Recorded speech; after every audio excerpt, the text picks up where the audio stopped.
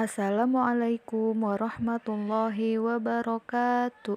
Hari ini kita akan belajar mengenai hukum nun mati dan tanwin. Sebelum kita mulai belajar, alangkah baiknya kita membaca doa terlebih dahulu. Bismillahirrohmanirrohim.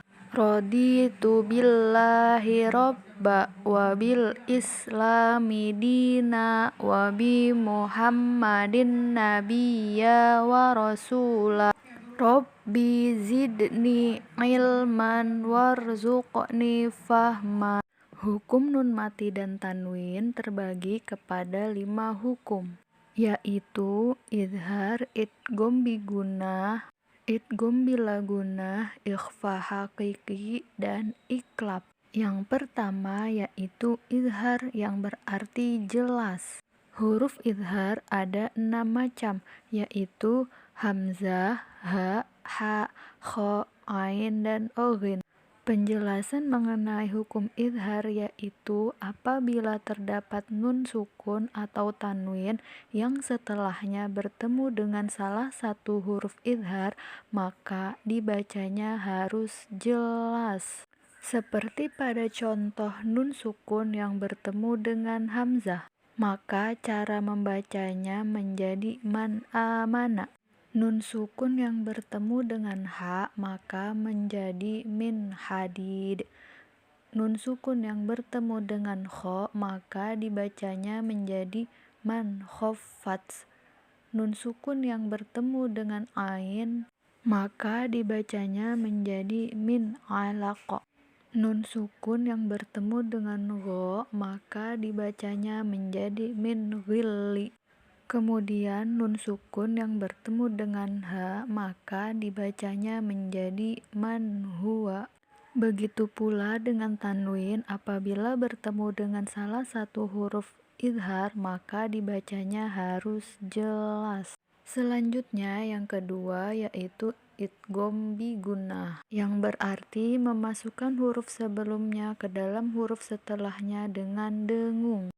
Huruf idgham bigunah ada 6 macam, yaitu ya, nun, mim, dan waw, atau jika disebut dalam kalimat berarti yanmu. Contoh bacaan idgham bigunah yaitu ketika nun sukun bertemu dengan huruf ya, maka dibacanya menjadi famayyamal. Nun sukun tersebut masuk kepada huruf ya. Kemudian ketika nun sukun bertemu dengan huruf nun, maka dibacanya menjadi innafaati. Jika nun sukun bertemu dengan huruf mim, maka dibacanya menjadi mimmain, yang berarti nun sukun tersebut dihilangkan atau dimasukkan ke dalam huruf mim. Kemudian jika nun sukun bertemu dengan huruf waw, maka dibacanya menjadi miwaliyin. Nun sukun tersebut masuk ke dalam huruf waw. Begitupun dengan tanwin, apabila fathatain bertemu dengan huruf ya, maka dibacanya menjadi khairoyyaroh. Begitupun seterusnya ya. Selanjutnya yaitu hukum bacaan idgham bila gunah, yang berarti memasukkan huruf sebelumnya ke dalam huruf setelahnya dengan tanpa dengung.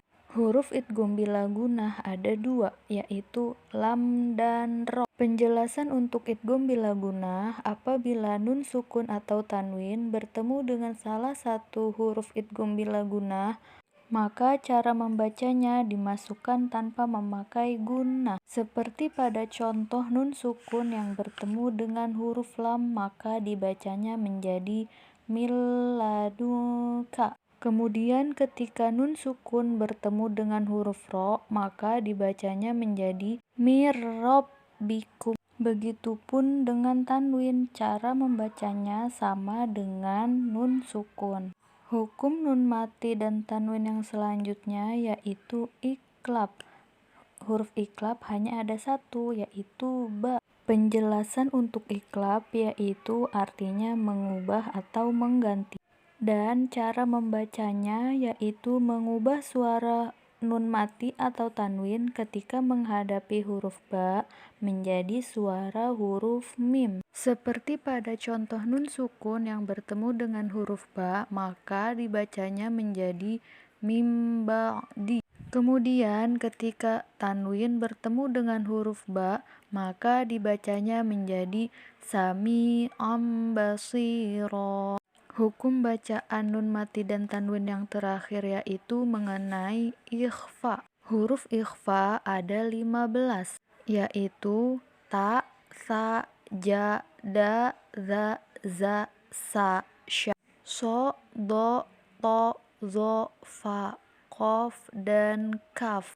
Penjelasan mengenai ikhfa yaitu apabila nun mati atau tanwin bertemu dengan salah satu huruf ikhfa, maka cara membacanya menjadi samar, yaitu antara suara izhar dan idgham juga dengan mendengungkan. Contohnya ketika nun sukun bertemu dengan huruf sa, maka dibacanya menjadi masakulat. Begitupun ketika nun sukun bertemu dengan huruf jim, maka dibacanya menjadi meju'i.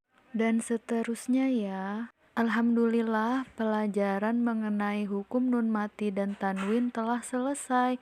Terima kasih dan semoga bermanfaat.